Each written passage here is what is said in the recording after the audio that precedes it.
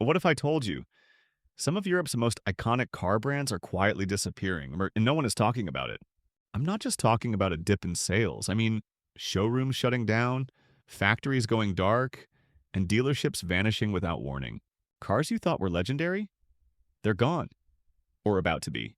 And here's the shocking part. You might be driving one of these brands right now, not realizing it's collapsing behind the scenes. In this video, we're exposing 10 car brands that are on the edge of extinction in Europe. These are names that once stood for power, prestige, and performance, now struggling to survive. Brand number 1, once worshipped by Ferrari himself, now it's barely selling enough cars to stay alive. So don't blink, because if you're planning to buy a new car, this might save you from a financial disaster. Let's start with Jaguar.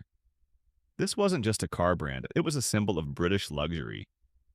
Sleek sedans, powerful sports cars, and that iconic leaping cat logo. By 2025, almost everything was gone.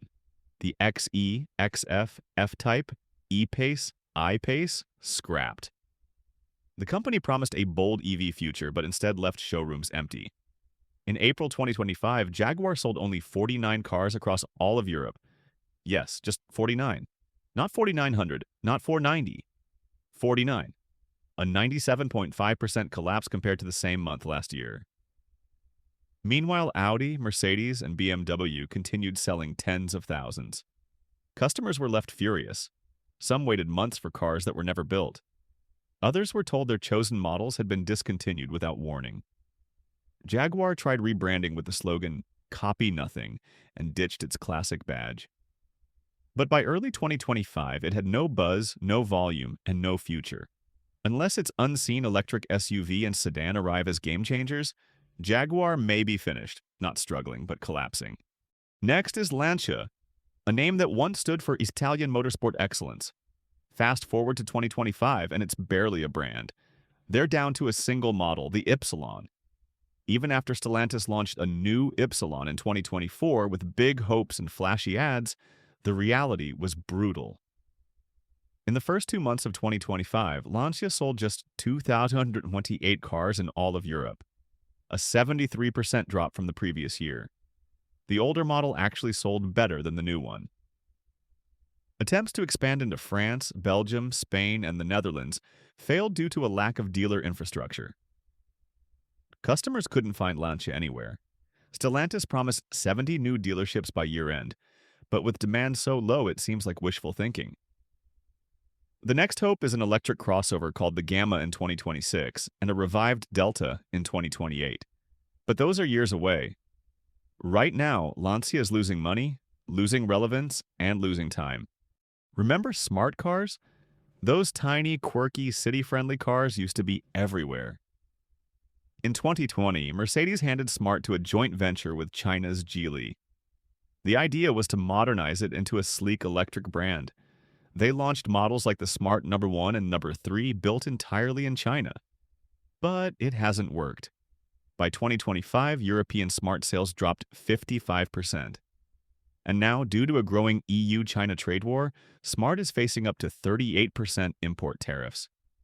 Their old French plant was closed. They have zero European production. If tariffs hit, prices will skyrocket, and buyers will walk away. Mercedes and Geely sued the EU over the tariffs, but even Smart's own CEO admitted, if things don't change, the brand might disappear. With no support network and no competitive pricing, Smart is teetering on the edge. Then there's Mitsubishi. Once a trusted name with cars like the Outlander and Pajero, it's now a fading memory. In 2020, Mitsubishi announced it would stop investing in Europe. No new models, no redesigns. Just let their remaining stock run out.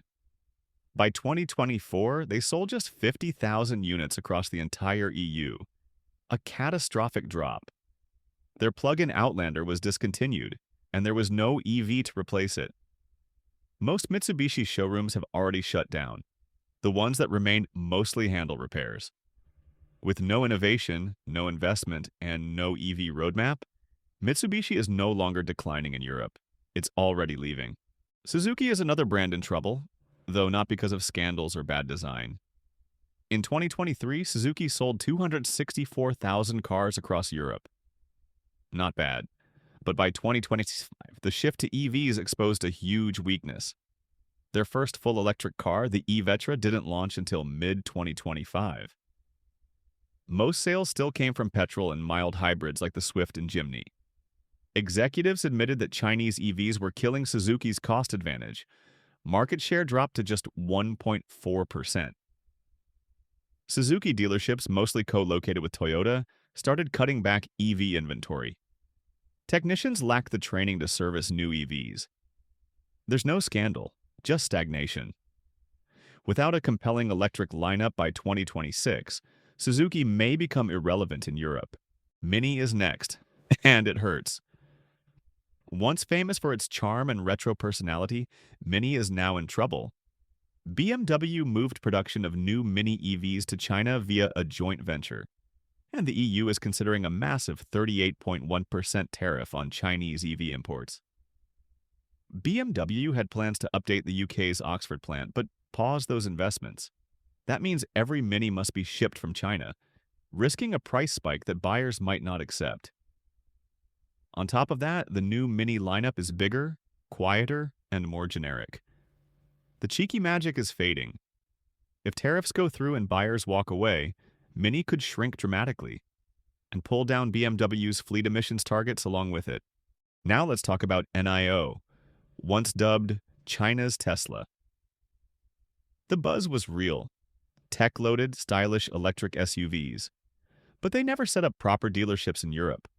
No service network, no strong retail support, just battery swap stations and online sales. That worked in China, but not in Norway or Germany. In 2025, NIO even delayed its new budget model, the Firefly, because it couldn't find enough sales partners.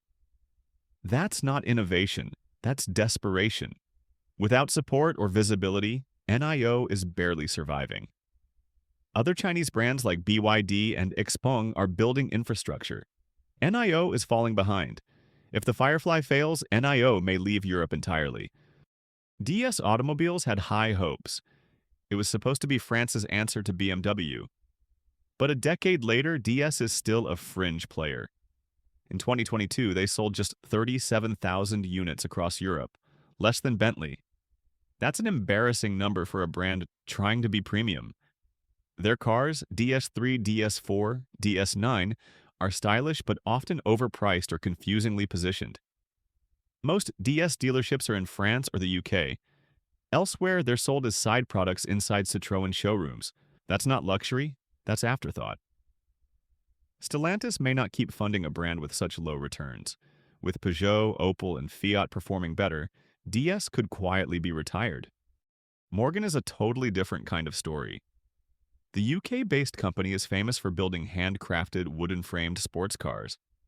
It's nostalgic, charming, and outdated. They produce just 2,500 cars a year, enough to bypass most emissions rules. But by 2030, those exceptions will end. Europe will ban new petrol cars.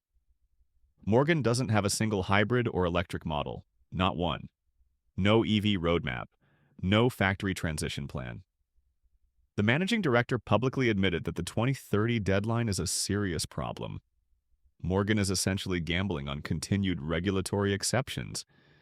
If they don't get it, this brand might vanish with its final petrol roadster. And finally, Alfa Romeo. The name once stood for passion, speed, Italian soul. Even Enzo Ferrari admired it. But now, Alfa's story is tragic. Sales are shrinking. In the US, down 19% in 2024. Europe's trend is the same. Alfa promised to go fully electric by 2027, then backpedaled in 2025, admitting it couldn't survive with just 118 dealers. Their only real success came from the Alfa Junior, a compact urban hatch. The rest of the lineup, the Stelvio, Giulia, Tonale, is underperforming. There's no strong EV lineup, no momentum. If sales don't improve and electrification doesn't accelerate, Alfa might become just another name in the history books. So what's going on here? Legacy brands, century-old names, all vanishing. Not because of scandal, but because they couldn't keep up with the pace of change. EV transitions, trade wars, customer expectations. The rules of the game have changed, and the brands that don't adapt will vanish quietly, completely. Which of these brands do you think still has a chance? Would you still buy one of them today? Let me know in the comments. Like the video if you learned something new, and don't forget to subscribe. Because next week, we're exposing the most overrated new cars of 2025. You won't want to miss that. Until then, drive smart and stay informed.